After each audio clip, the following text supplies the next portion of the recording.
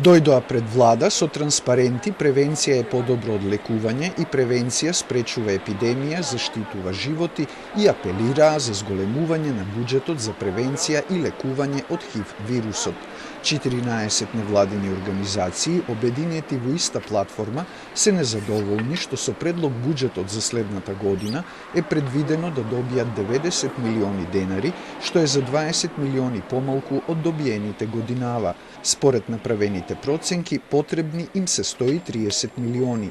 Од нив 109 милиони денари, како што рекоа, се неопходен минимум за терапија, за постоечките и за пациентите на кои ќе им се диагностицира ХИВ следната година, а 21 милион за услугите за минимум превенција, што ги добиваат последниве 2 години. Со моментално предвидениот износ во предлог буџетот за 2025 година, кој што е 90 милиони за оваа програма, нема да имаме можност ниту да обезбедиме соодветна и доволна терапија за сите пациенти, а секако превенцијата целосно ќе претрпи укинување. Тоа се услугите за скрининг и тестирање за ХИВ, мобилната амбуланта, која што е отворена во 2007 година, како и стационарните услуги за ХИВ ширум државата, кои во 2023 година ги искористиле 1750 корисници, од нив 35% се млади.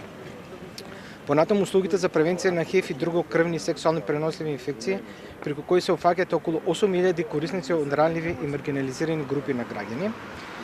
За значителен дел од кои што овие услуги представуваат единствен пристап до најосновна здравствена заштита.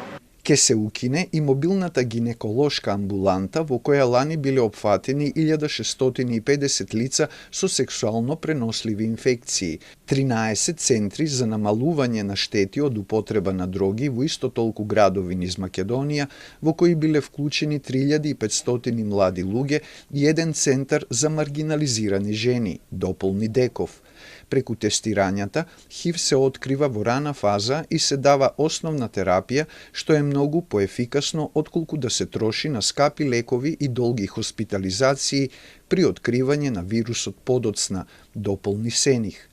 Од владата велат дека нема промена во ставката на програмата која се однесува на терапијата, што значи пациентите и понатаму ќе ја добиваат, но нема одговор за средствата за превенција.